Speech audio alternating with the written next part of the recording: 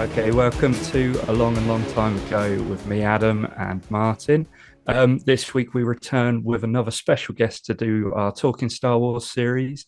He's the host of the excellent My Collecting Life and many other toy reviews.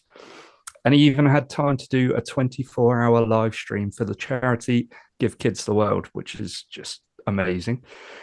He's always found time to help us, been a great supporter of our channel. We welcome the Universal Toy Collector, Stu. How's it going, Stu? Hello, yeah, thank you very much. I don't know about toy reviews, it's more like an overview. Yeah. But I'll take it. The reason I don't like calling it a review is because I've said many times before, I'm not a reviewer. I just like have parcels that I open and just say, oh, look what I've got, and that's it. I mean, you've got other great people that do a far better job at me than toy reviews. So, but I'll take it though. Thank you. Yeah. I mean, we mentioned the same thing. We're not reviewers ourselves. We always say, don't we, Martin? Like, there's so many other people that do such a good job of it. So we'll just leave it to the experts in most cases. Oh, well, absolutely, yeah. But no, I haven't yours got a clue what I'll talk about. I just blag it. That's it. So let's get straight down to it. Ahsoka has been released this week. It has. I take it you've watched the first 2 episodes? Yes, I watched them yesterday morning. I've been excited for this for quite a while, and you guys know what it's like. You get excited about a certain Star Wars thing that comes out, and it always sort of like falls flat. But I mean, from what I've seen so far, it's pretty good. A couple of little bits that sort of like not too sure on why they've done that. I mean, it's a spoiler alerts here.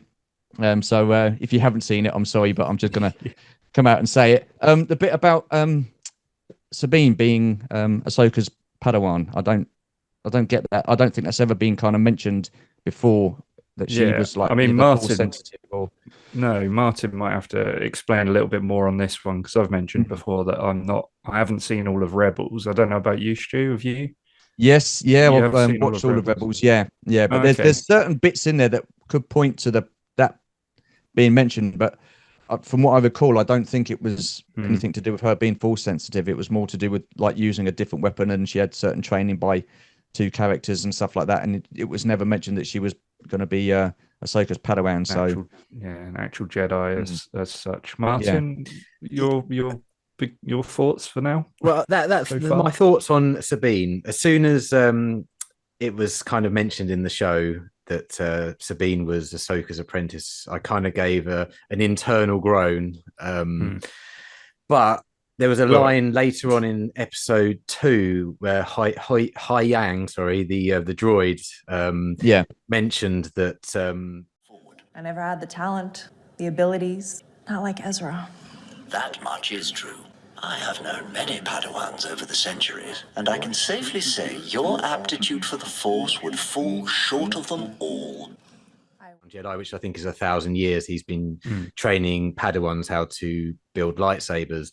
Now, that to me, and it's my opinion, and I've seen a few people say the same in videos on YouTube, because I've watched a couple, is that actually I think she isn't Force sensitive at all, really. I think she's she's got some kind of low midichlorian count, if you like, using prequel vernacular. But I don't think if we were back in the times of the Old Republic, she wouldn't be recognized as a Jedi, or sorry, as a Force sensitive being good enough to join the Order and become a Jedi. So in my eyes, I think it's kind of Sabine's kind of Ahsoka's Padawan, but not Jedi Padawan, because I don't think Jedi Padawan is mentioned once. I think it's just Padawan. So that's my view of it. I mean, it may change later in the line, but I mean, there was so much evidence that she had no real Force ability. I mean, she got pretty beaten, didn't she, in that lightsaber fight at the end of episode 1?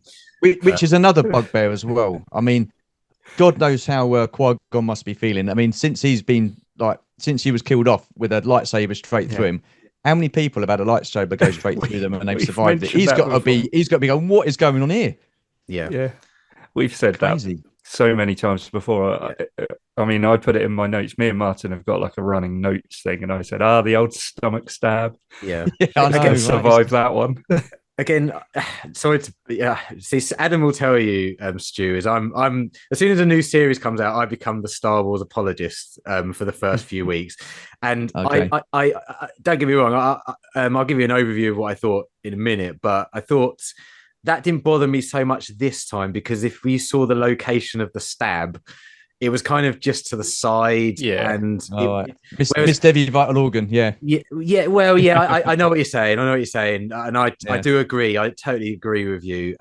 But it was the Reaver one that really bugged me, because she got stabbed in the chest, and got left for dead with no help whatsoever, and just turned up the following day on Tatooine with a bit of a sweat on.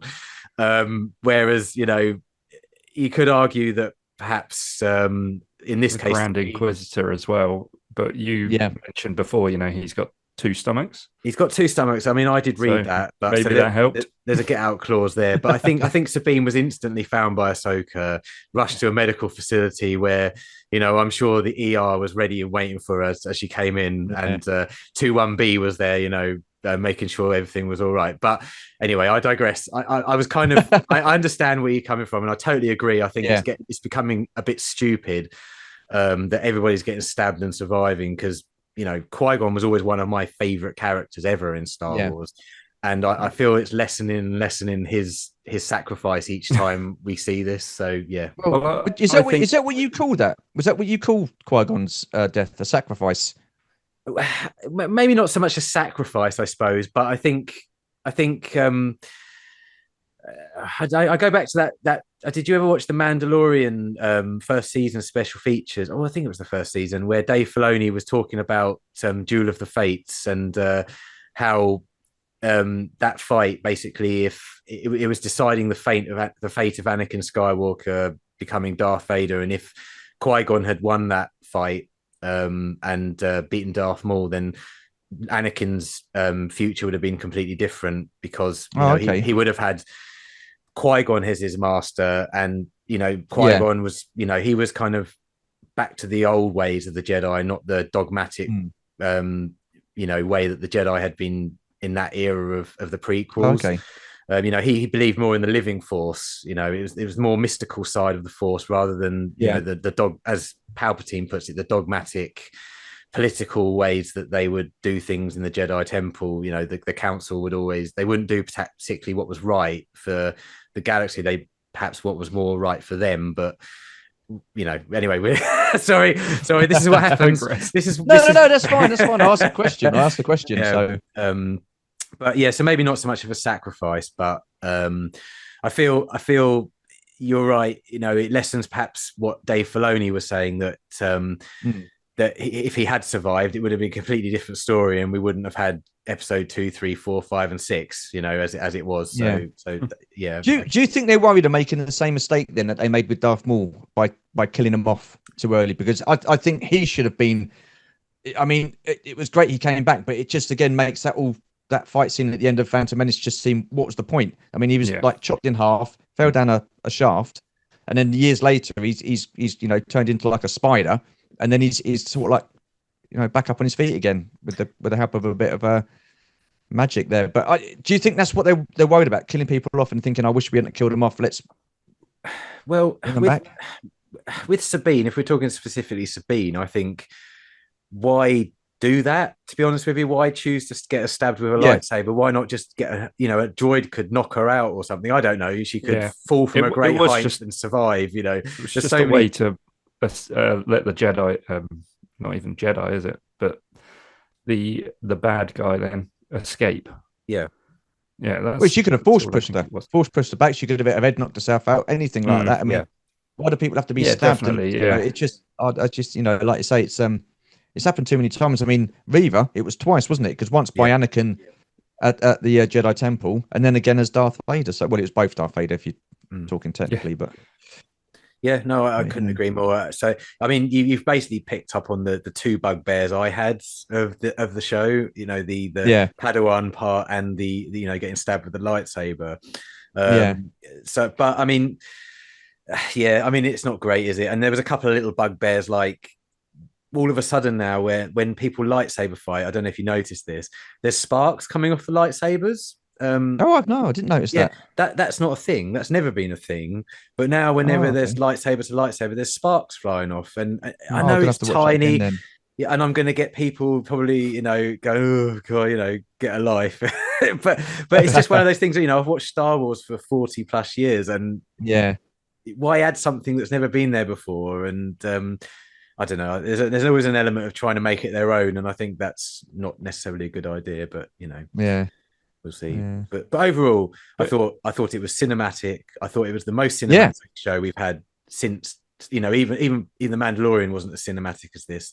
I thought Yeah. the music was absolutely fantastic, minus the Yeah. rock music perhaps while she was on the speeder. But Yeah. I mean overall, I'm really excited. I'm happy. There was a lot of Easter eggs as well. A lot of like Oh. references to like prequel films, and Yeah, like when she's that I can't remember her name, the blonde haired Padawan, Shin. the Sith Padawan. Yeah, Yeah, what's her name? Shin, isn't it? Shin. That's right. She's yeah. standing there. She's got her robe over her head, and then that like little droid comes up, and it's very reminiscent of Darth Maul in yeah. the Phantom Menace. Yeah, When he's on the Tatooine. isn't it? It's just Yeah, it is. It's like you just look at some bits and you just think, oh, okay, yeah, that's pretty cool. And- And a big miss as well is going to be Ray Stevenson. I mean, you can't not God, mention yeah. Ray Stevenson. I mean, wow. I mean, I'd love that guy. I'd like what he does. I think he's a fantastic actor, and it's just such a shame, when we heard it, it's like, oh man, that's Incredible in that first episode as well. Like Yeah. their entry in general, yeah, as they first came in through the thing, and it was almost reminiscent of Vader, really, wasn't it? In Yeah. the Tantive. yeah. And he Well- played the part so well. I think He I did, think yeah. I think the Interested to first see what they episode do. was actually quite a mirror of the Phantom Menace in general. Because if you think about it, the first scene where the two Dark Jedi turn up Yeah. at the ship, I mean, it's a shuttle landing. Instead of two Jedi coming out, it's two dark side users, if you like. Yeah. Boarding a ship, exactly pretty much as they did in the Phantom Menace, and then Yeah. fighting the troops down the corridors. It was the whole episode had little Phantom Menace homages, if you like, all the way through. Yeah. And I think that's just Dave Filoni. Well, Yeah. I think Dave Filoni, he was taught by George Lucas, wasn't he? And George Lucas was always saying that things sort of like mirror themselves in certain aspects. You've had things like in the original trilogy that were mirrored in the prequels, where Jango Fett goes up the ramp of Slave One in episode 2 and bangs his head, and that's what they did to get around it in episode 4, wasn't it? When that stormtrooper comes through the door and hits his head.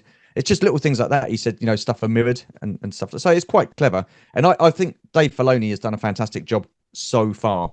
Yeah. I mean, it's only been 2 episodes, so But I we'll see think for him, obviously writing Clone Wars and Rebels, yeah, it's his characters, isn't it?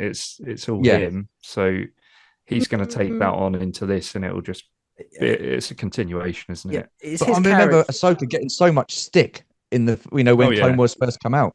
Who'd have thought years later she's going to have her own series? It's just incredible how the fans have turned around and actually like her and think she's a decent character now. Yeah. Oh, she's in my top 5 favorite characters in Star Wars. I mean, she's had a massive turnaround for me. I think she's a fantastic character. And just to say, Adam, I think you're right. Well, Dave Filoni did have quite a lot of pull when it came to the Clone Wars. Not so much, obviously, Rebels. He was pretty much the main guy. But you have to remember, George Lucas was the one who came up with most of the characters for the Clone Wars. Yeah. I mean, people often say, "Oh, well, Ahsoka is Dave Filoni's character." Well, it's not actually. It was George Lucas's character. And Dave obviously did a lot of the writing in the latter seasons of the Clone Wars, but it was George's idea to make her Anakin Skywalker's Padawan. And I even think he named her, because I think originally she was going to be called Kira or something like that. Or Okay. but then they used that. So I'm probably going to be corrected on this, but I think originally she was called that, and then was it? Then they were going to call Rey Kira in the sequel trilogy, and then they changed it to Rey. I can't remember, but yeah. Cool, To George Lucas, he did have a lot to do with the Clone Wars, and as much as I love Dave Filoni, I think Dave Filoni is the saving grace of Disney Star Wars these days, in my opinion. Oh, absolutely. Yeah. And John Favreau too, I think. Yeah. Yeah, I think John Favreau's brought the storytelling and the Star Wars fandom, if you like, to the new Star Wars. But I think, Dave Filoni's brought the George Lucasian, if you like, the Lucasian elements of Star Wars back to Star Wars, which Disney took away with the sequel trilogy. But let's not go there. Well, the thing is, with that, you're saying that the original trilogy, that was, one person had written the story for that. The prequels, one person had written the story for that, and yes, it was adapted, some way, like through the directing and stuff.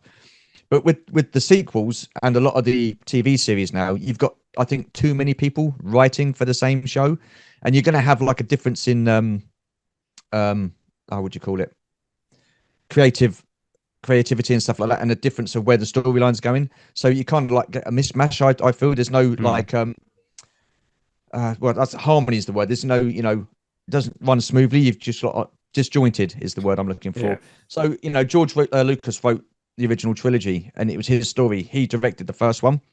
Okay, as we know, it was too much for him. He wasn't going to do the second one, so he got Irving Kershner in. He's done a fantastic job. Then he wanted, I think it was Steven Spielberg for Return of the Jedi. Steven Spielberg was part of the Directors Guild, so he couldn't do it because George Lucas and Lucasfilm weren't part of that guild. So he got Richard Marquand in. So he done that. But they were all sort of like working off of one storyline. Do you know what I mean? It was all written by one person, so there was no deviation in the story. Where I think the sequels it was just a mishmash. I mean, I know you don't like talking about it, Martin, but well, it was a mishmash. No, the thing is, I love talking about it, but the thing is, I just a bit. I don't like to be negative, and all I can ever be is negative about it because it's something that upsets me so much, and we just end up repeating ourselves anyway. Don't we? I get that, but that's my take on it. There's too many producers, too many writers, and there's not enough coherent. Was there anything about the sequels that you sort of enjoyed, or did you like the characters or anything? I'm with Shabby. When Star Wars was saying, well, they said there going to be another Star Wars movie, The Force Awakens, I got excited. I enjoyed the hype around the film. Yeah, the hype around the film was amazing. The build up to it and everything like that. And in all honesty, the Phantom Menace, The Force Awakens wasn't a bad film. I did, out of the three, enjoy that one the most. It was great seeing the Falcon again. It was great seeing the Han and Chewie. I had a gut feeling that Han was going to, get killed off in it because Harrison Ford wanted that character to die in The Return of the Jedi, but that never happened because George Lucas didn't want it to happen. So I think the only way to get him back was to kill him off. But Last Jedi, well, it was a lot of nice cinematic scenes. Let's put it that way. The Rise of Skywalker. Oh man, where to start? I mean, listen, I love the Emperor. I thought he was a fantastic character. And I just wish that they would have led with that from The Phantom Menace. But because of the difference in writing and stuff like that, and different writers and people directing and stuff like that, they had no plan, did they? And it's a shame because I love the Emperor. And you look into some of the expanded universe stories. I mean, I've got I found this up in my dad's loft today. It's the Dark Empire, and that's actually explaining how the Emperor's cloned himself, which you think he would do, wouldn't you, if he's okayed the cloning facility on Camino. So go with that after Return of the Jedi. Go with that, as The Force Awakens. But to have him dropped in at the last minute on the third film is he's magically survived somehow. Come on. You know what I mean? It's just it doesn't sit well with me, if I'm honest. I think they've ruined a perfectly good character because he could have been instrumental all the way through those sequels. From start to finish. And Carrie Fisher, obviously, her passing away after episode 2 hasn't helped. But yeah, and what they did with the legacy characters, Luke and Han, are just Yeah. Just not great, I really, mean, is it? But no, I mean Palpatine. Right, my favorite character in Star Wars, and I get a lot of heat for this, but my favorite character in Star Wars is Palpatine, Darth Sidious. I think Yeah. he's absolutely fantastic. And the thing that annoyed me the most about the sequel trilogy is he should never have come back, because No. the literally the story of episode 1 to 6 is the chosen one destroying the Sith, and he finally destroys the Sith in an unconventional way, albeit by episode 6. So Yeah. there shouldn't have been any Sith after episode 6. By all means, make the sequels, but there should have been a new villain. Find some new villains. Yeah. That can, yeah. And this is coming from someone who loves Palpatine and, you know, would have loved him to be in 12 episodes of, you know, but it just didn't suit the story because you've basically just crapped on everything that's happened in episode 1 to 6. I think the story would have been more understandable if they'd have gone. I mean, the Clone Wars was mentioned in A New Hope, wasn't it? You know, when Ben was talking to Luke, saying, "Oh, you know, we fought in the Clone Wars and blah blah blah." So it was mentioned. To kind of, if they'd have started off with that cloning facility of like Palpatine, they're trying to clone him and like bring him back, that would have made far more sense than to have The Force Awakens, The Last Jedi, where nothing was mentioned about him at all, and then to have him suddenly thrust into that third film. And I think that was out of desperation on J.J. Abrams' part, really, because he was left with such a car crash after The Last Jedi, you know? But, yeah. we could go on for hours. No, yeah, I can imagine. Yeah. So do you think Ahsoka's going to go some way into trying to fix any of the holes that the sequels I don't think so. Made, or I hope they don't. I mean, they've started doing it with The Mandalorian, and that kind of popped up in season 3, didn't it? And I think when you do that, you're taking the focus away from that series. You know, it's like the book of Boba Fett. I mean, they had 2 episodes without Boba Fett in it, and it's just basically The Mandalorian. And I thought that devalued that series and that character so much. I mean, it wasn't the greatest. And I've got to say, I hold my hands up. People say that, well, I've had people comment saying that I hate everything Disney, Star Wars wise. That's not exactly true. I don't like the prequels. No sequels. I don't like the sequels. I like the prequels. I don't like the sequels. Not many people do, but I don't hate on them. I can watch them, but I just don't like them. They could have been done better. I like a lot of stuff Disney's done. I'm liking Bad Batch. Yeah. I'm liking the episode, the series 7 of Clone Wars. I've liked Rebels. And I've liked Rogue One. So One, of course. I do like. Yeah. See, that was a great film. But I watched Solo not too long ago, and I actually didn't mind that in places. Well, I feel sorry for that film because that came straight off the back of The Last Jedi. It had no chance, did it? No. I think people were so fed up with The Last Jedi. When Solo came out, they're like, "Oh, we're done with Star Wars. I'm washing my hands of it and not interested." So, you know, it didn't really stand much of a chance. I mean, it's all about timing of films, isn't it? I think Disney was so ambitious with what they wanted to do with Star Wars. I think it's kind of shot them in the foot a little bit. I think it's too much Star Wars. And I think it's certainly quantity over quality at the moment with some of the stuff. So looking forward to the Rey film then? Oh, can't wait. Yeah, brilliant. I think it's quite interesting in the new Ahsoka series that it looks like they're going to be heading off to a new galaxy that we haven't been to before. So that actually opens up some brand new possibilities of new storytelling and stuff that we haven't seen in Star Wars, which I think we're yearning for. I mean, you know, I love Tatooine like every Star Wars fan. I love Coruscant. Coruscant's my favorite planet in Star Wars, but I think over the last few years, we've seen it probably a few too many times, and it'd be nice to head off somewhere which looks like we're going to do and see this new part of the galaxy with perhaps new creatures and by the sounds of it, perhaps new species that use the Force differently than we've seen in the current Star Wars galaxy. So I'm really interested that they go that way. So that's a plus point, I think, definitely with the new Ahsoka series. So when is the Ahsoka series set? When is these first 2 episodes? When was that set in the timeline? Because I'm a little bit confused. It's apparently meant to be set concurrently with season 3 of The Mandalorian. So Right. I'm guessing that I think it's episode 2, perhaps The Mandalorian, where you see Grogu looking out the ship and he sees the Purgles in hyperspace. But I'm guessing that we'll probably see that from the other side. more than likely, yeah. Yeah. But what gets me and what confuses me is that Adam, you've not seen the whole of Rebels, have you? So you've not seen the.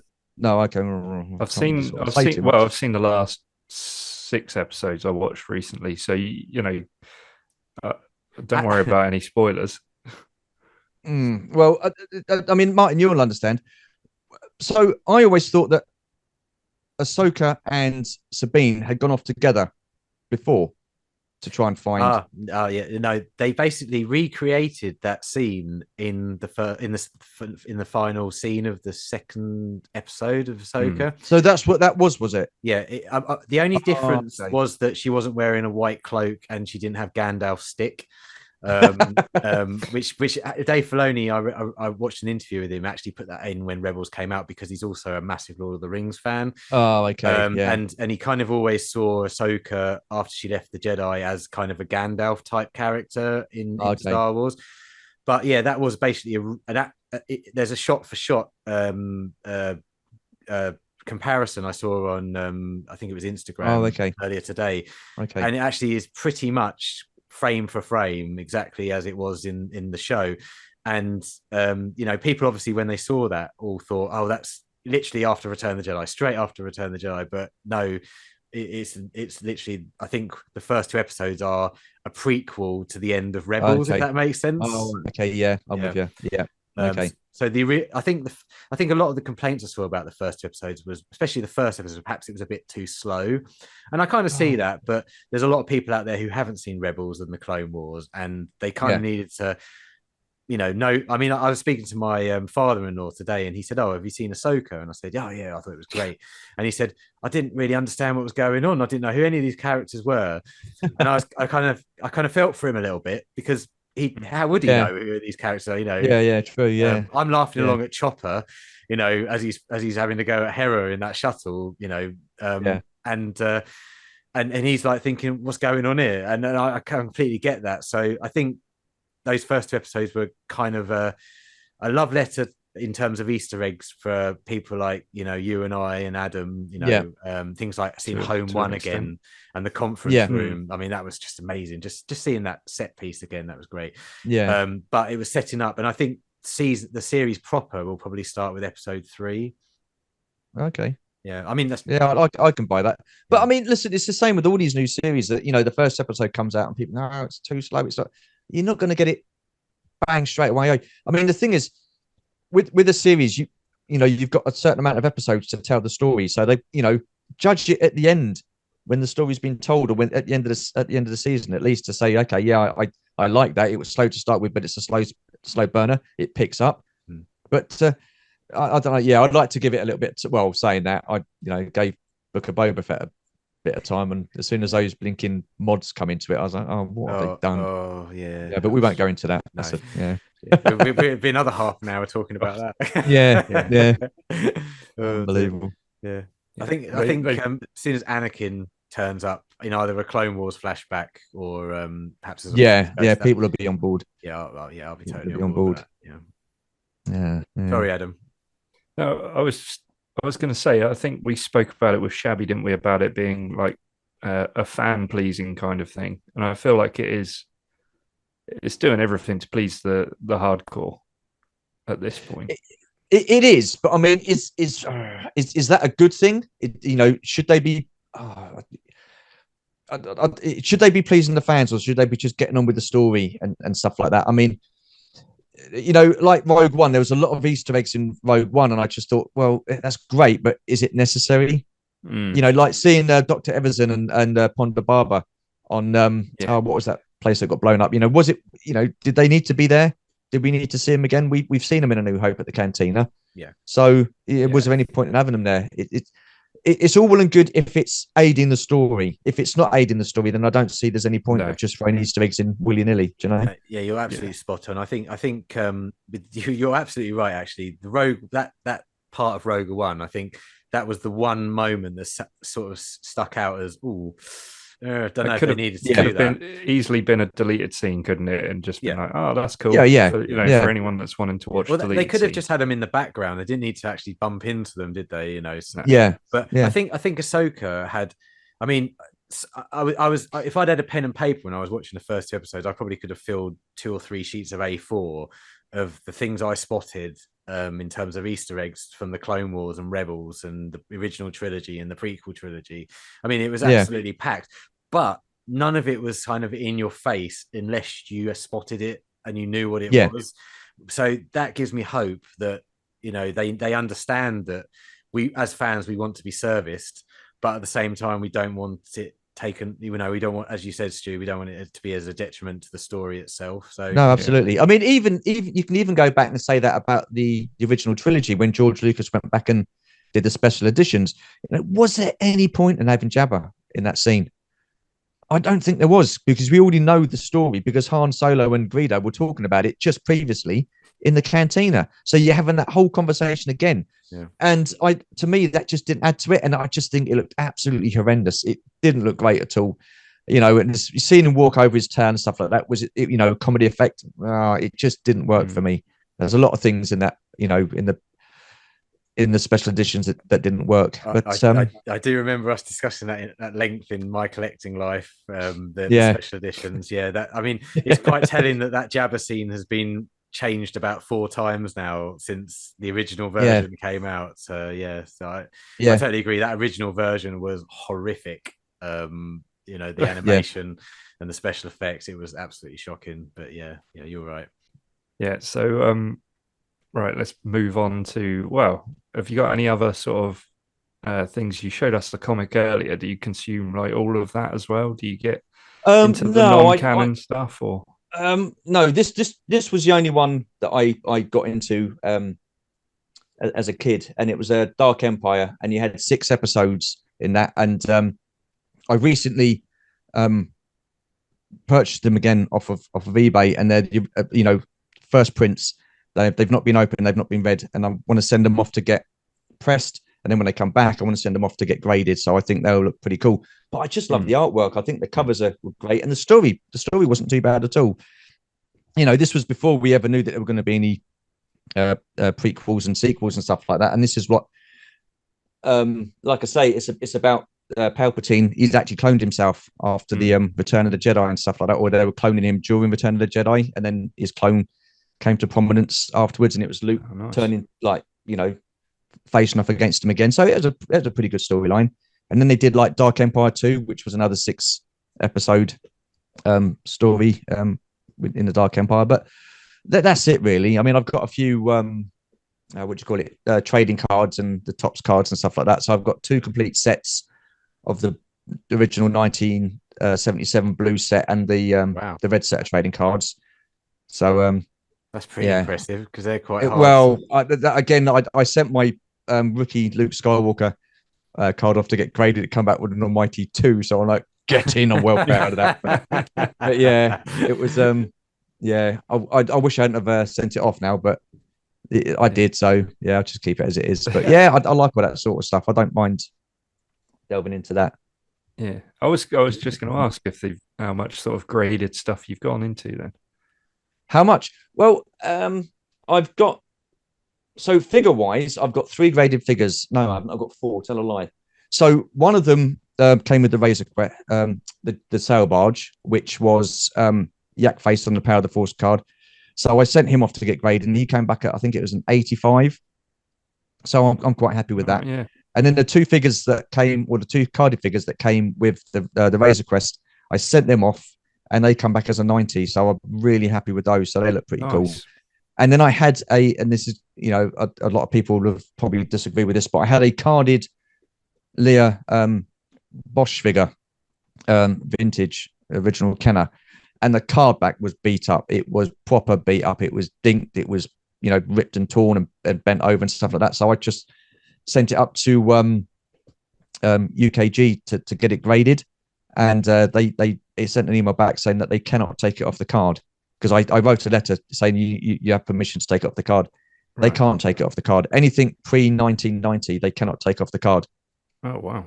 So they had to send it back. So then I had to take it off the card to send it back to get graded, and it's come back as a 8 or 80% or whatever it is, however they grade it, 80%. So yeah, I'm happy with that. And it's a fairly decent, you know, because the trouble with that is I've got like the original figures, but I've got a lot of them off of eBay, so I don't know if they come with genuine weapons and stuff like that. So there's no point me sending something off to get graded if I'm not 100% sure that it's going to be a, you know, the original weapon. At least this one I knew was going to be original because it came in the packaging with the figure, so I just sent it off. And I know some people disagree with that, but it's my collection. That's it. You do with it what you please. Exactly. Martin, do you have the Leia Bouche? Well, we haven't done making the grade episode 11 yet, but I'll give you a bit of a preview. Yes, I just picked it. Because I've seen this, and I've seen your, and I just think it's incredible. And every time my eyes are like boggling at the amounts that have come up, you know, how many you've got and how much it's all come to total and stuff like that. And I'm going, oh my God. Yeah, our latest episode, we had a bit of a revelation. I think that gets released tomorrow, doesn't it, Martin? Yeah, look forward to seeing that. Yeah. There's a revelation at the end of that on just how much we think you might. No, go on. I don't know about you, Stu, but I've managed to go over a year of doing podcasts or YouTube videos now without swearing. But Adam did some gentle maths during this episode that's going to be released tomorrow. Or when you're watching this, it would have been last week. Basically, I was so shocked at his estimation of how much when I collect the full 96 was going to be. I fired off a massive F-bomb because I just didn't realize what I'd let myself into. But yeah, it was But it's been it's been my birthday recently, and I've got an amazing wife and an amazing family who have contributed quite nicely to my collection. So I haven't had to spend too much of my own money, thankfully. But yeah, it's been such good fun. It was all John the action figure grader's fault, because as soon as I started watching his videos, I was like, oh, they look really good. Because I always wanted to collect my original loose toys from being a kid, because of course, like a lot of people, my mum threw mine all out or gave them away, and I always really wanted to collect them again. But I started watching his videos and saw how nice and shiny they looked in the cases, and I was like, oh, I should try and get them like that. And then before you know it, you're in too deep, aren't you? And yeah, absolutely. I mean, he's the reason that bless him, he sent me some graded comics as well. So I've got a couple of really nice graded comics and stuff like that, and he sent me some other comics that haven't been graded. But so he's got me into that kind of thing with the trading cards and the comics, and he was the reason that I would say he's the reason. I can't blame him. It was my choice to send it off to get graded. But seeing one of his videos, and I just went, oh, ka-ching, ka-ching, like that with this rookie card. And I mean, it was immaculate. It was proper immaculate. I think it was like graded 10 or 9 or something like that, and it was worth quite a bit of money.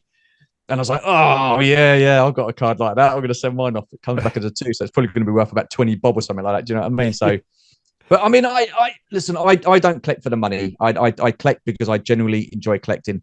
Yeah. And even in my collection now, with some of the last 17 figures, I just cannot justify spending hundreds and hundreds of pounds in this current climate on an action figure. So I'm quite happy to go to somewhere like Stan Solo and get one of his figures just to make up the numbers. And then if one day that I do come across the money or do have enough money or save up and stuff like that to get a proper figure, vintage figure, then I will do. But I can only see by the time that I get around to doing that, those prices would have increased anyway. So that's very true. I think you've mentioned this before on one of your videos that I watched, and I'd be interested to see if you still think it's the case. But when people have, I'm in my mid-40s, and I think when people of our generation perhaps get to their 60s and 70s, and we start popping our clogs, will the value of these figures start to, are they going to be worth anything? Because the generation that had these when they were kids to play with aren't going to be there anymore. Well, then you've got to look at it this way. Look at all the toys that were around before our time, like the tin cars and the tin toys and all that sort of stuff, and the wind-up dolls or the robots and stuff like that, and the old dolls' houses and stuff like that. When the people that collected those, they've probably passed on a long time ago and stuff like that. And some of the stuff now is worth quite a bit of money. So I think vintage Star Wars wise, I think there'll always be a market. I think there will. Anything after that, like stuff from the like 90s, like the Power of the Force 2 figures and anything that we collect now, I guess I don't think is going to be as worth as much as the original vintage stuff. And you can say that about any toy line. You can say that about Transformers, Motu, G.I. Joe Classified, or the retro collection. You know, I think original figures from that toy line, I think in years to come, when we've long gone, might be worth something, but I can't see it with the modern day stuff. No, I don't think it will be. Not modern day stuff. No, I mean, there's going to get to a point soon where toys just aren't a thing. I don't think. I think, you know. Well, it's getting that way now. I mean, I went into Smith's and that shop used to stock loads of Star Wars stuff, loads of Motu figures, Origins and stuff like that. And I went in there up and where was we? I think Blackpool. And I spoke to one of the members of staff in Andrew to look, you know, Smith's used to stock all these Star Wars figures, vintage collection, Black Series, all the Motor Origins figures. I said, what's happened? And he said, a lot of it went on clearance and they didn't want to send it in anymore. So, you know, the distributors aren't wanting to send it into these shops because all it's doing is going on clearance. Yeah. You know, and like you say, because kids aren't interested in buying this sort of stuff anymore. It's all computer games and iPhones and, you know, all that sort of like technical kind of stuff. I don't see any kids, you know, collecting this sort of stuff anymore. I really don't. And it's a shame because it's a real shame. You know, they're saying that these, like, you know, Hasbro, Mattel, they're saying that they're aiming it for kids. They're not aiming it for kids. They're not. They know they're not. They're aiming it for the adult collectors because it's what's keeping that line alive at the moment, the nostalgia buzz and stuff like that. And that's all that is, in my opinion. But that's just my opinion. So, no, I totally 100% agree with you. And I think the fact that, you know, kids aren't playing with toys anymore is, you know, it's a shame because I don't know about you, but I got a vivid imagination from being a kid and playing with my toys and making up scenarios and battles and stuff like that, you know, and absolutely, it's such a great memory that I have as an adult that I used to do that sort of thing. And I just sometimes feel a bit sad that, you know, I've got, you know, nephews and nieces that just are sitting there on their iPads and they're not talking. And yeah, it's just, you know, anyway, you know, that's well, no, I mean, listen, I mean, you know, we never had the, you know, I would, you know, it's the Book of Boba Fett throne room. I'd say it's Jabba's palace, basically. It's Jabba's throne room. We never had that as a kid, but we didn't need it. You know, we had the imagination to create something with our imagination. It didn't even have to be there. You know, like a Star Destroyer. We never had a Star Destroyer. I just used a bit of furniture and some shelving and stuff like that and use that as the bridge of the Star Destroyer. And, you know, you make your own landing bays and stuff like that, docking bays. And, you know, you'd be out in the garden playing and doing stuff like that. And, you know, you just don't see that now, do you? And it is a shame. And I think with that, you know, kids learn to use their imagination. And I think as well, that has a lot to do with writing, because I think a lot of imagination's gone in writing as well with some of these series that they're coming out with and some of the episodes and some of the storytelling. I just don't think the imagination's there. And it's a shame. It's the modern world that we're living in. We're creating it. So what can we do, you know? Yeah. That was deep, wasn't it? Wow. No, well, I mean, it's actually something that we've said a couple of times, isn't it, Adam? It's just it's finding original things in, well, I mean, Hollywood sort of lost its originality a bit in some respects, I think. But I was just going to go back to your grading or graded experience. You've sent a few away then. What sort of experience have you had? Have you like received it back quickly, or is we hear the rumors? No. There has been a wait. I think I waited 8 months for the first one that I sent off. Wow, yeah. And I think I waited close to 8 to 9 months for the second lot. Yeah. Listen, I don't mind that. I can understand they're busy. So that's not an issue. It's nice to have them. Yeah, definitely. I know they haven't forgotten about them because they do send updates and stuff like that and what have you. And they do state that it's going to be a certain amount of time. So I kind of forget about it. I pay. I send it off. I pay for it. I send it off, and then it'll come back. You know, a few months later. I mean, it's no different from waiting for like a HasLab project, is it? You know, you pay the money, you've got to wait for it. So yeah, you know, so. but I don't mind the grading process.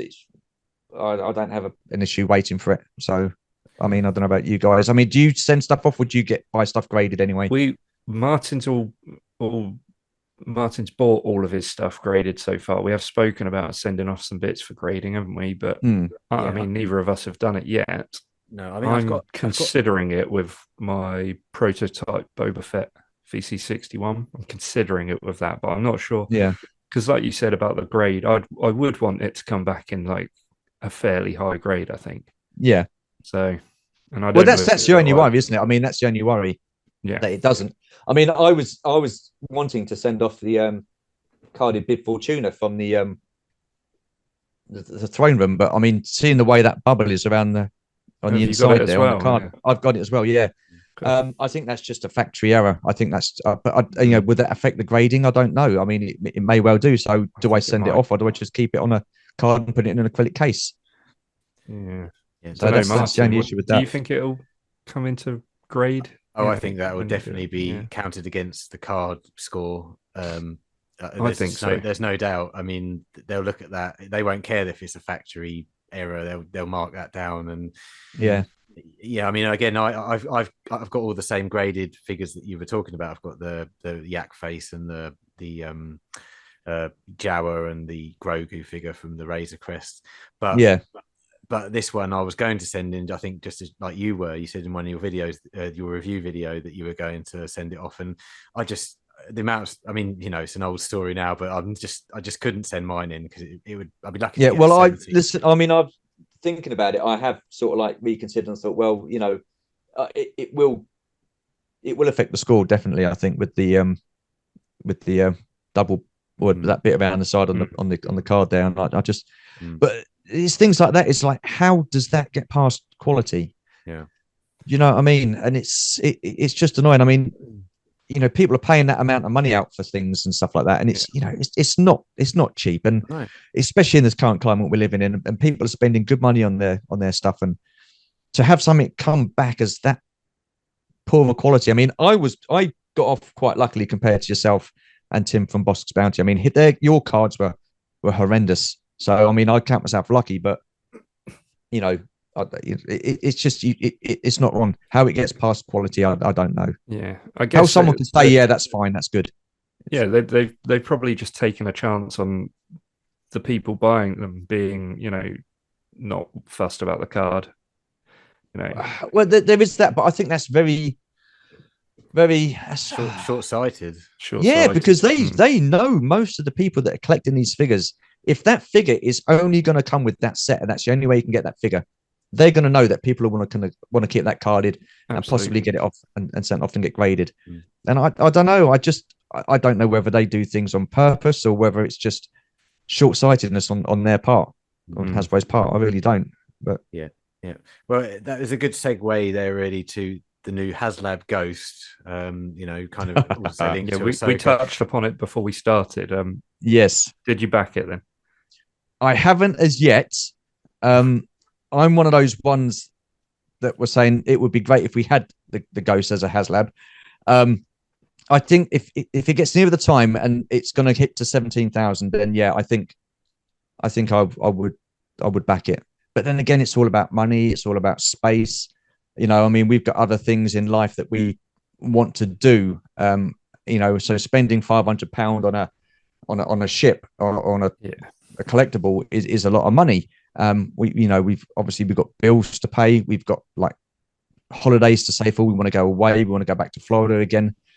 So that will go a long way to helping them to do that. But I don't know. I don't really sort of know how the HasLab thing works. Obviously, you've got the tiers. Do you just pay that one price, and then once the tiers all get hit? Yeah. So basically, that's basically you are paying $499 regardless of whether it is. So obviously, it needs to be backed. So I think it was at 8,000, wasn't it? The first marker. Yeah. So 8,000 was the first marker. So you're paying £499 for it to reach that first marker. Once that marker's been paid, you've backed it. That's it. So then what you're getting on top of that as well, for no extra cost, if it gets to 11,000 backers, then you're going to get Ezra, which we've got, and then I think it's 14,000 for Kanan, and then 17,000 you're going to get Seb. So you're paying £499 regardless.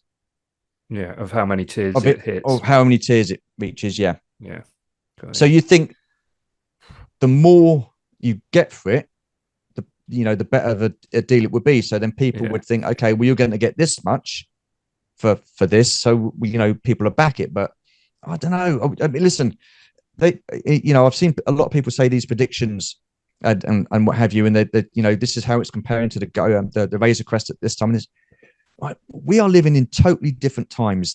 We had the Razor Crest before the pandemic kicked in, before people lost their jobs, before inflation's gone up, before everything's gone through the roof. So people are in a totally different situation now as to what they were back in 2019.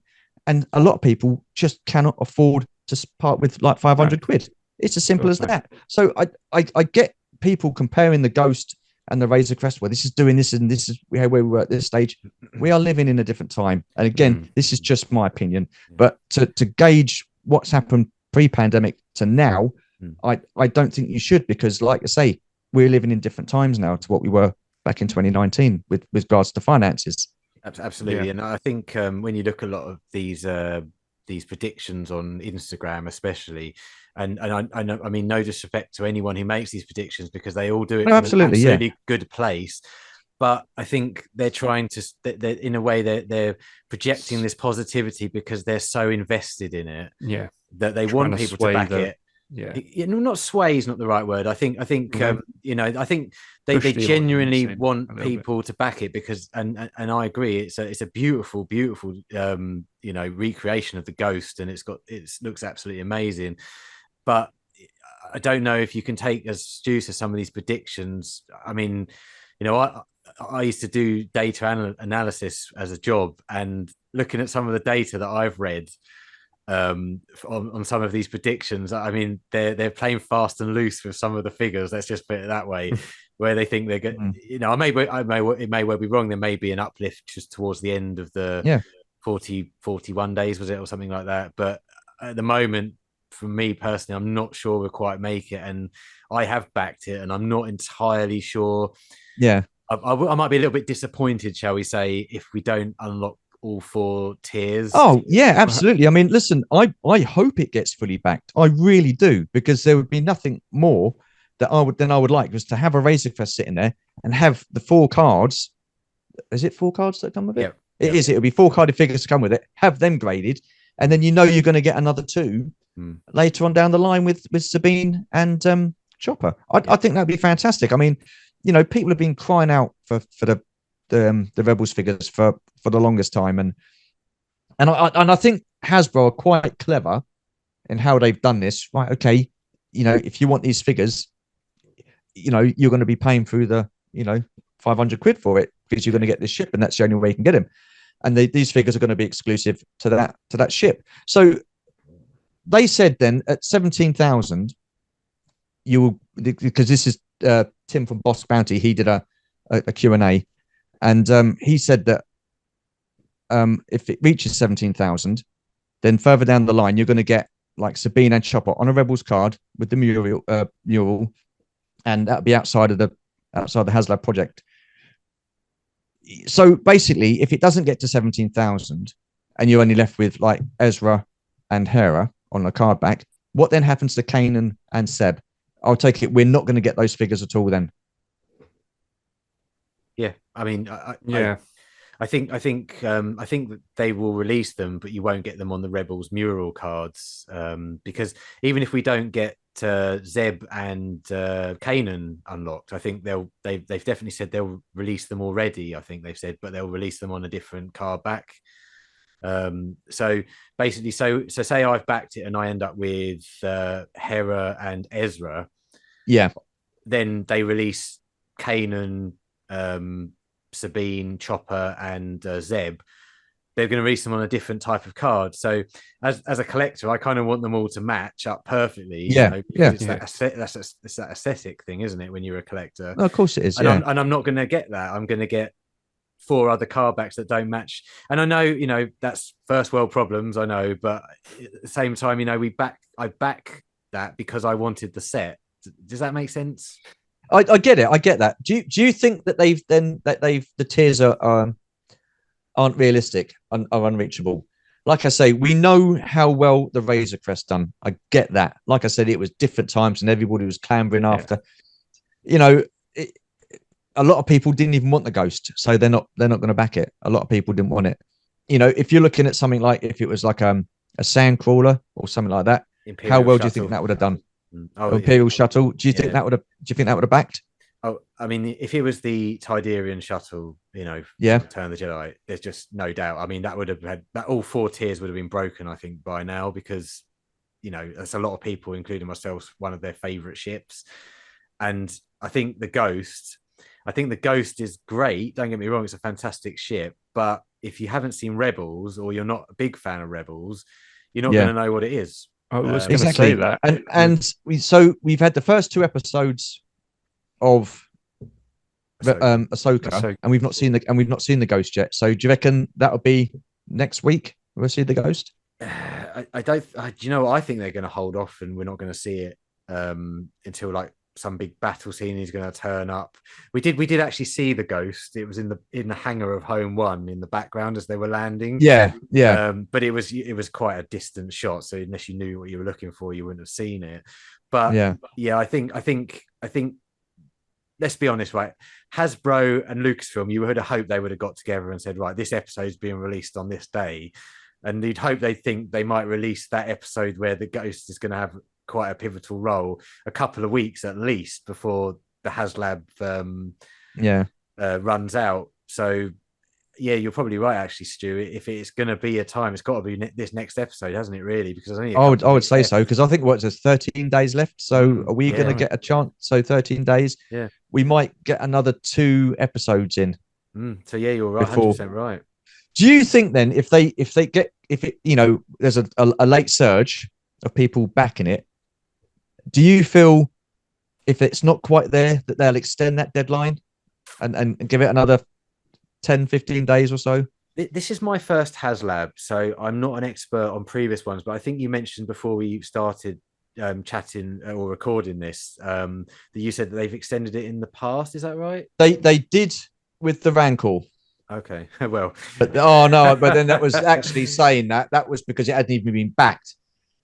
So yeah, that might So I think now it's been backed. There's every possibility they won't extend it because they're going to get the money regardless. Mm-hmm.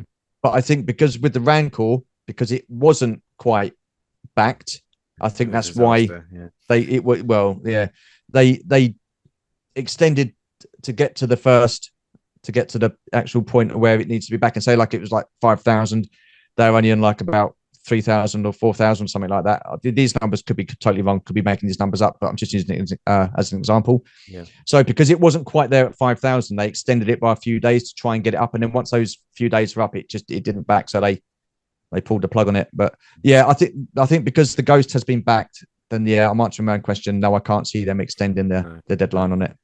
I think we'll probably get to Kanan, to be honest with you. I think we'll probably just get to Kanan, but I just think Zeb's perhaps a step too far. But I hope I'm wrong. Yeah. I hope I'm wrong. I want to be positive, and I hope I'm wrong. But then sorry.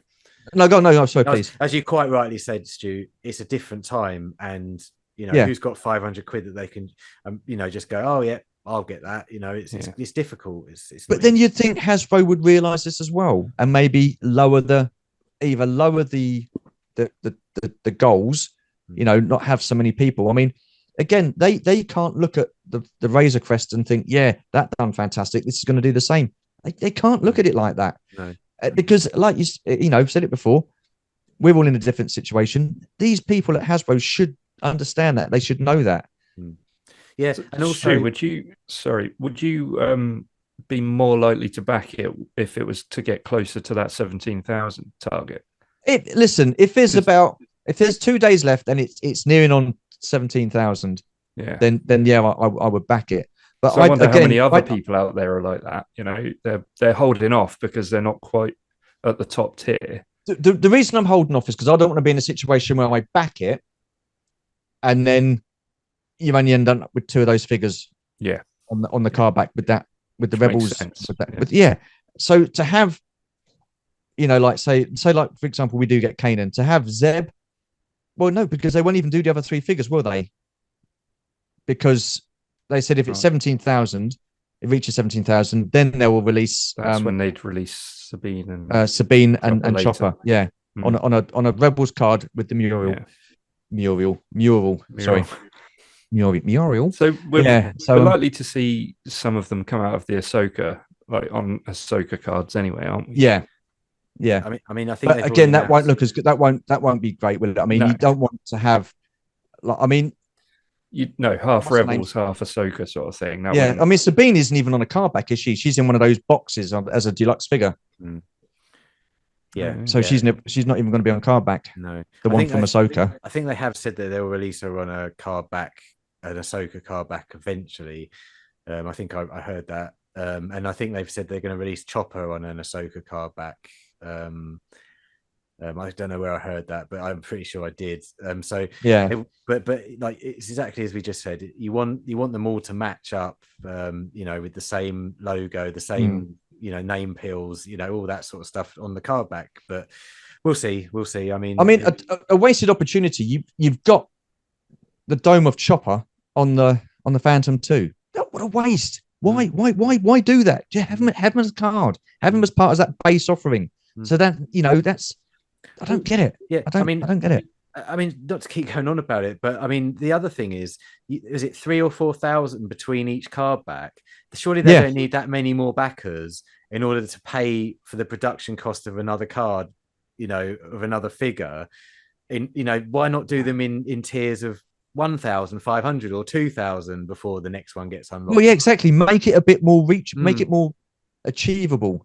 As to having these big numbers. I think it's 8,000, isn't it? Then 11,000, then 14, then 17. So it's 3,000 between. Yeah, that's a lot. That is a lot. Why not do the entire crew 1,000 apart?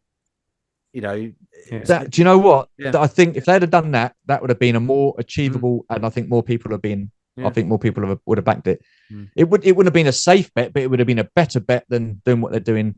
Yeah, and you would have had. I mean, I'm not one who likes scalpers in the slightest, but there would have been a lot more people, scalper wise, that would have been buying multiples so that they could just sell them off because they knew they'd have the entire crew there. Absolutely. Then you'd have the people who like them open and graded who would buy two because they'd want the full selection graded as well as the full selection loose. So but you would have thought those two characters would have come as part of the crew anyway, Sabine and Chopper, because they were part of the Rebels team. Absolutely. I can't understand the reasoning behind them leaving those two figures out. I don't get it. Yeah, I couldn't agree more. There you go. No, we'll see. Right. The other thing you mentioned, was it the sail barge? You had a bit of a story to tell about. Yeah. Well, oh man. Yeah. So basically, we all know that at that time when the sail barge was funded, it was only reachable or offered to the people in America. So, and then I think a couple of people from the UK, mainly that I know of, Tim and Nick from Only One Kenobi, they managed to get one through eBay. And I think there was a place called, I don't know if it was through Zavi or something like that, but they were the lucky few of people to get a sail barge. So when I saw their videos and when I first started watching them, I was watching their reviews. I was like, wow, what a fantastic vehicle. This is absolute, stunning. And so in 2020, I did a little bit looking around on eBay, and there was none for sale in the UK. It was only from the US. Yeah. And I looked at this price and I thought, okay, yeah, that's doable. So I was like, okay, quite happy. So I'm not too sure what the original price was, but if it's around £400 or something like that, it was 3 times that amount. So it was 1,500 at the time. And I thought, well, do you know what? Why not? So I pressed buy now. So I bought it and stuff like that, and brilliant. And then I've looked at the total costing. You got to take in shipping costs as well. You've got to take in import tax as well, which those two combined added another £1,000 onto the top of that. So yeah. So I didn't at the time. When it arrived, my wife kind of looked at me and said, "What's that?" Then it was a massive box inside because I got it posted to my mum and dad's, and we come and picked it up and stuff like that. And I was like, "Oh god!" And at the time, I never told her how much it cost. And I was doing a live stream and I was chatting to like loads of people and they said, what's the most expensive? And I just come out and blurted it. And I was like, oh no, the cat's out of the bag. Of course, my wife's Georgie, she's watching it. So all this thing going on about me living in the box and stuff like that, because it's a big old box. I was like, yeah. So it was expensive. And do I regret getting it? Yeah, I wish I'd looked into it more with the import tax and the shipping fees and stuff like that. But I just didn't even think about that. I was so, I'm going to get this and got it. I was like, oh no. So I nearly made a similar mistake the other week, actually, just trying to get hold of a Bossk. I think it was from Mexico. So it was one of those where it's crazy. It got to the checkout and I was like, actually, this is going to cost more than what I could get it for here. So so you might as well just get it. Bosks here. So, but it's that's the reason why I don't get much stuff from the States now. I just the shipping and the import tax is just incredible, and it's like when people win these giveaway prizes and stuff like that. It's not just down the road I'm sending it. It's like to far places like the Philippines and all across around the world. And I don't mind doing it. I'm like, come on, give me a break. Let's just someone from the UK please win. But we were the same. We did our 1 year channelversary giveaway, and the whole time I was responsible for sending it, wasn't I, Adam? And the whole time I was like, please don't be someone from South America. Please don't be someone from South America. And it turned out they were both in the UK, so it worked out well. Wasn't one of them right down the road from you, actually? One of them not right down the road, but I mean, it wasn't not too far. Not too far. Yeah, but like I say, I mean, you do these giveaways and stuff like that, and you open it up to people, so you can't begrudge. Oh no, of course not. To them, no, do you know what I mean? So I just like, oh come on, cut me a break here, and it was because I messaged this girl and said, oh, you've won, well done, get back in touch with us, and she did, and I said, can I have your address? And it was the Philippines. I was like, oh. Well, fair play. Yeah, absolutely. Yeah, but I mean, I think it's the sail barge story is just such a spectacular looking. Oh, it is. It was. I was just blown away by it, and taken out, and then I mean, looking at the detail and what they've done, it's just such a fantastic job. They really have done a remarkable job, and I don't think there was any stone unturned with that. I mean, I look at it and I can't think anything to poke holes at. It's like, well, it's just a beautiful vehicle, and the Razor Crest as well. But when you take the side panels off, it's just like a blue. There's no weathering on that, and I think they could have probably done a little bit better with the weathering in there, and maybe a little bit more of weathering inside and give it a more rustic lived-in look. It does look very plasticky, but yeah, that sail barge, it's a fantastic piece, and it's just great display piece for sure. I think we have to worry a little bit about the future of the Ghost in Ahsoka, really, don't we? Because I mean, every vehicle that the HasLab have brought out so far hasn't had a good ending. Well, that's it. I mean, I think a lot of people were really upset when they blew the Razor Crest up, and it's like, that's it, I'm cancelling my HasLab order. I'm cancelling it. I was like, come on, But it's I hope they don't blow it up. I'll be disappointed if they do, but you just don't know with the Lucasfilm and Disney, do you? No, you don't. You don't. Yes. They don't. I mean, it's quite interesting this week that they announced that they're releasing physical media again. They're bringing out the Mandalorian on 4K Blu-ray. On Blu-ray, Really? Yeah, which they adamantly said when Disney Plus came out, they would absolutely not be releasing any of it on physical media because they wanted people to sign up. But I think they're in such, perhaps this is a good chat for us down the road, but I mean, by the sounds of it, Disney having to backtrack on a lot of things they've said because they're just not earning the money that they need to earn to pay the shareholders at the moment. Well, I mean, is that mainly to do with Bob Chapek in the things that he said, and you've got new leadership in there now, and they want to just backtrack on everything that he's kind of done. I hate to say it, and I'm not a big fan of Bob Chapek, and as I say, this is probably something we should talk about in a month's time when I come and have a chat with you. But just briefly, I think Bob Chapek gets a bit of a hard time because all of these decisions would have had to be made a long time before he even took over. So Bob Iger is not the savior that everybody thinks he is. He's someone who made a lot of these decisions when Disney Plus was, first, well, it was his brainchild, really, wasn't it? And he was the one who said, though, physical media stopping, physical media's, we're going to make this exclusive to Disney Plus. But as I say, they've announced this week that a lot of the Marvel series and a lot of the Star Wars series are going to be out on 4K Blu-ray by the end of the year. So I can't wait to get my copy, because I'm a physical media. I love my Star Wars Blu-rays and 4K and DVDs. I love to have them all on the shelf. So I'll be picking those up. So I'm looking forward to getting those. No, absolutely, definitely. Yeah. Awesome stuff. Yeah. Stu, I think one. Well, actually, no. I've got a couple more questions. Yeah, sure. Sorry to keep you. Sorry to keep. Yeah, Stu. we're just going to keep. So honestly, this is. I'm loving this. This is great. I love this. This is great. So yeah, please don't worry. Are you heading to Echo Base in October? Well, here's the thing. The discussion was when I think I spoke to Martin last time on my Collecting Life afterwards. I think I did say that I would be going to Echo Base. Things have changed. So the company I work for, they stood us down a few weeks back, and basically I had the week off, and I have to pay those days back.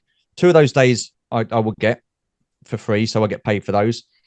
Another 2 days I will have to pay them back. So basically I've been given the money for those days, but I have to work hours to pay that off. And the fifth day, I could choose what I wanted to do: take it as unpaid leave, take it as leave, or take it as like banked hours. So I've got 3 banked days, and they've done this before. And basically what's happened is they've just sprung it on you when they're going to call you in. So what was happening is a lot of people were making plans, and then they'd made plans, and then they turned around and said, well, you need to work this Saturday. And I said, well, we can't. We've got this planned. Well, you knew we had to. Well, yes, we did, but you didn't tell us when. So, fair play. They've learned from that. Yeah. And they've chosen the days. And one of those days is going to be, I think, the 7th of October, which is Echo. But there is every possibility that might change, but I won't know until the day before on the Friday when they turn and say, oh, yeah, you won't be coming in tomorrow. It's been cancelled. Yeah. If that's the case, then yes, we'll be going to Echo. There, right. If they don't cancel it, which no, my bloody luck, they won't. And I won't be going to Echo. But whatever happens next year, I'm wanting to go to Echo Base at the beginning of next year as well. So I will definitely get to one of them. I'm hoping it's this year. And yeah, because we can't take any holidays now. We can't book that day off. Right. Because they categorically said, right, these are the days that you're going to be working to pay these hours back. You cannot book any time off if you haven't, if you've already booked it off, then fine. Yeah. But now these dates have been set, you cannot book that day off unless I go sick. But I don't do things like that. And you've just announced it on yeah, YouTube, good point. Yeah. That's what, no one at work knows that I do YouTube, so I'm quite happy with that. Okay. It's all safe. It's all good. Yeah, but Echo's cool. Because I didn't realize you guys were at the last one. I think it was beginning of the year, wasn't it? Yeah. February. Yeah, February. So yeah, I went to that one. That was pretty cool. Yeah. I enjoyed that, and that's when I got that book, the Red 5 book. Yeah, really weighs a ton, doesn't it? My wife pre-ordered me one for Christmas for the second. Oh, okay. Because I missed out on it in the first run, but okay. They announced, I think it was today, Boss Bounty put a tweet out or an Instagram post saying that if you pick one up at Echo Base, you get this exclusive black cover for the book. And of course, I'm like, oh man, I want the black cover now. I don't want the blue cover. So I'm going to go there, quite happy. and I'm going to have a chat with them because I've got one of the early bird tickets. So hopefully, I can get in there before they sell out and ask them, is there any chance I can switch them over? Because I really want the black cover. I mean, we got early bird and we saw them set up there. And Georgie said they're carrying these boxes and they look really heavy, because she could tell if a box looks heavy by the way someone's carrying. I was like, that's just a stupid woman. And as it happens, they had original, the first run of books. And because I missed out, I mean, I wasn't on YouTube, so I wasn't aware that they were doing the fundraiser, so I didn't know too much about it. And then I saw these people getting these books. I'm just sitting there going, oh, that's fantastic. It looks great. Yeah. So I was like, yeah, we'll get that. So we bought one and we left it with them, and we walked around, looked around, and I said, right, let's go pick our book up and I can run it back to the car. Well, I didn't run it back to the car because it's quite heavy, so I walked it back. So walked it back to the car. Come back, and I met up with some friends and said, oh, where's your book? They're signing them. And I was like, oh, now you tell us. So they're actually signing the books, but I've already walked the book back to the car, which is quite a way to the car park. So I thought, nah, I'm not going all the way there and back again to go. Nah. Yeah. So I didn't get it signed, but no, it's fantastic. And you know what? Ever since I've had it, it's stuck in the same place. For the best part of since we've been since February. I've not had time to sit and look at it yet. No. So I'm still waiting to look at it. But I've seen other people's reviews, and it's just fantastic. What a great book. I can't wait to get it. Yeah, and I'm really awesome. looking forward to the playsets edition as well. That's yeah. Well, I'll know about that now. So once they do that, and then I'll put my name down and definitely won't miss out on that one. Definitely. My other question, I don't know if Martin's going to have any more, but do you have a particular item or figure or anything that's your sort of, your next big thing that you really want that you haven't got yet? Have you got a Holy Grail? Holy Grail. I have. Vehicle wise, it's the A-wing from the Ewoks line. No, not the Ewoks line, the Droids line. Yeah, Droids line, yeah.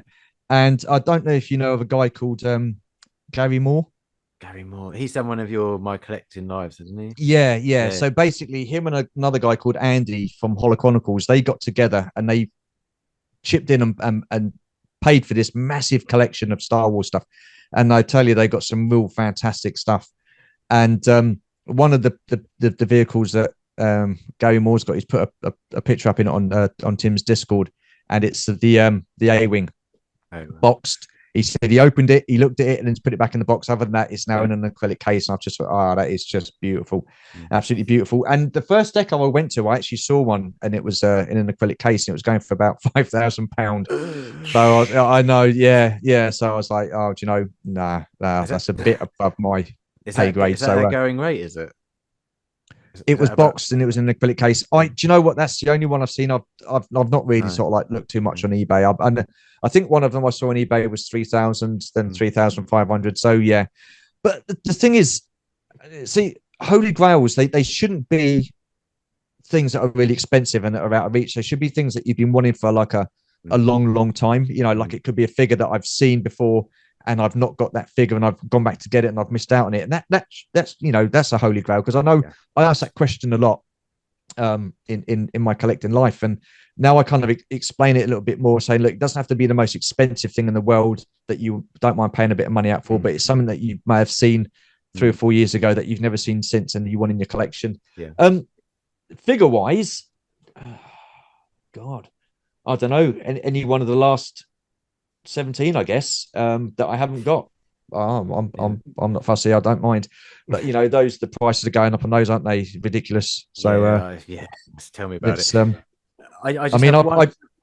Oh, sorry, go on. No, go on, Stu. You finish. Go on. I was going to say, with my Manaman and my Yak Face, I mean, together they were just over 600 quid. That's not. And bad. That was about 3 years ago. So that's not. My regret is I don't have any regrets, because you can't go through life having regrets. But I would say, in hindsight, I wish I'd have collected all of the original 96 figures first before I started getting into the vintage collection or Motu or classifieds or Black Series. I wish I'd have done those first, and I should have done what I set out to do, which was collect those figures first before I got anything else. Because now, in that time that I've started collecting those figures, those prices have gone up quite a bit, and I just think now that they're going to be started getting out of my price range, and I don't want to be paying that kind of money for a little plastic figure when I'm paying, like, say for example, £500 for a ghost ship and the figures that you get with that. It just doesn't, I know what I'd rather spend the money on, but I know what I'd rather have, vintage stuff, definitely. Yeah, definitely. And I think because some of the vintage collection now are probably more expensive than some of the original 96. It's absolutely ridiculous. So yeah, but I don't get how that can be. I don't get that. I don't get it. I mean, the articulation, yes, is fantastic and I love it. But when I look at the figures from they're 5 POA, they're basic, the basic figures. But those were the figures that we grew up with. And, we had so many good times with those figures and nostalgia. Yeah, definitely. And just to think, you can get them for £1.50 at Tesco's or something stupid back in the day. Yeah. And now look at them, you just, double figures for a lot of them now. Before we let you go, Stu, I have just one small question. This is something that we discussed with Shabby when Shabby came on and had a chat with us. Not chips and gravy, is it? Not chips and gravy. No, not chips and gravy. No, definitely not chips and gravy. But we were talking about, what was his favourite figure, and he sort of he sort of inadvertently answered a question that I hadn't asked, but it was a really good idea for a question. It was, if you had to throw out your entire toy collection but you're allowed to keep one figure, and it doesn't have to be Star Wars, what would that one figure be? So whose question was that? Was that Shabby? Did Shabby come up with that? Well, I asked. I think Adam asked Shabby. You know, what's your favorite figure? And Shabby inadvertently said, if I had to throw every figure out in my collection, and I was left with just one, it would be the Luke Skywalker Jedi Knight with the blue lightsaber, which just happens to be the same answer that I would give. Yeah. But if Georgie stormed in now and said, right, we're moving abroad, we're not taking the collection with us, you know, what would be the one? Then you could keep one figure. What would it be? That is a horrible question. It really is. That's a nasty question. I mean, I sometimes think, cool, blimey, that's a tough question when I do my questions on my collecting life, but that's proper mean. Yeah. Probably should have told you that one before you came on, so you'd have a bit of time. I wouldn't have come on. What it doesn't have to be Star Wars, because I know. I know. Oh man. Let me put you on the spot now. You have. That is proper nasty. Don't worry, Stu. No, I do, because I do like to answer these questions. Do you know what? I'm just. Oh, Skeletor. This guy here. Yeah. This guy here, simply for the fact that he was one of my original childhood toys. He's a great character. He's really good condition because he's been kept in a box up in a loft for, best part of 30 odd years. Yeah. He came close to being thrown out. My dad was emptying the loft and he threw loads of boxes out, and he just so happened to look in one of the boxes and found these guys. Yeah. So it would have to be that one. And I mean, because none of my Star Wars figures are original. Well, they are original, but they're not my childhood ones. So it would be this guy. And I don't want to be put on the spot like that again. That made me sweat. I'll say that's a good answer. Wow. Not only because it's a great figure, but great franchise. I mean, and I remember I had the Skeletor, but with the battle damage armor. Battle damage, yeah. Yeah, that and that was one of my favorite childhood figures. That was so. Yeah. I definitely. It just frightens me what else has been like thrown away by my dad, because he just he's just one of these people who, get rid of that's rubbish, but he won't look. And it was only the fact that for some reason he managed to look inside this box and found like a handful of Masters of the Universe figures that I had as a kid. Yeah. And so it'll be Skeletor. Great answer. Good answer. Yeah, well, that was tough. Well, that was proper tough. We won't keep you any longer because we have been going on. Oh no! Listen, I've absolutely loved it. It's been fantastic. No, thank you so much for coming on. Where can people find you? Obviously, there's Universal Toy Collector. Yeah, Universal Toy Collector on channel. YouTube. Yep, and Universal Toy Collector or Stu Universal Toy Collector on Facebook, and Universal Toy Collector on Instagram. See, Facebook is relatively new, so I've just delved back into that. I don't have like a private account for me. It's just like everything that I do regarding collecting and videos, I just pop on Facebook. We haven't even bothered with a Facebook page yet. Probably should. Well, it's why not? It's just another means of communication. The funny thing is, I find it easier. Some people I've tried to contact on Instagram, and they don't really go on Instagram that much. So I speak to them on Facebook, and they get back to you straight away. So that's their preference of communication and media. But sorry. If I might, it's just interject as well. Anybody who is watching this and that hasn't, and there probably won't be many of you, but anybody who's watching that hasn't checked out Stu's series of My Collecting Life, it's absolutely fantastic because it's different every week. I thought you were going to plug your episode then, Martin. Well, obviously that was a great episode, but no, every guest that comes onto that show on Stu's channel is different for many different reasons. They collect different things. It doesn't have just to be toys a lot of the time. It's an absolutely great show, and I genuinely look forward to watching it every week. I don't always get to it straight away, but it's a fantastic show. So, please check that out if you haven't. I appreciate that. Thank you. It's a fantastic. Yeah, that'll be coming back to his channel. Next one will be out on 1st of September. So I've had a couple of weeks off. Really enjoyed having a couple of weeks off. Like I say, I went up to Leicester Vintage Toy Shop, and yeah, that was cool. So met Joe. Gav wasn't there. And then went up to Blackpool, met up with Simon Gafandanga, Shabby's twin brother, his other half, Claire, DTM Collectibles, and the lovely Helen. So met up with those. Absolutely fantastic.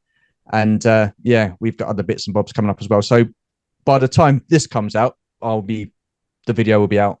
Would have already come out, I think. So I don't know when you guys are putting this out, but yeah. Yeah, next Friday, I think. But yeah. So anybody who's watched this to the end, and looking at analytics, there's not really that many people that stay to the end. But if you do I get that. I get that as well. If you do stay to the end, then this will be episode 3 of Ahsoka would have already come out by now. But yeah, this will be out the following Friday. Awesome. No, guys, it's been an absolute. I've loved this. Thank you so much, and I really appreciate you inviting me on. It's been great. Really enjoyed speaking to pair of you. So thank you. Great. Thanks, Stu. Yeah, thanks. Awesome. Yeah, so make sure you get over to Stu's channel, Universal Toy Collector, and subscribe to him. If you enjoyed this video, hit like, hit subscribe. We will catch you in the next one. We'll see you later. Thanks, Stu. Bye. Thank you. Cheers now. Bye-bye.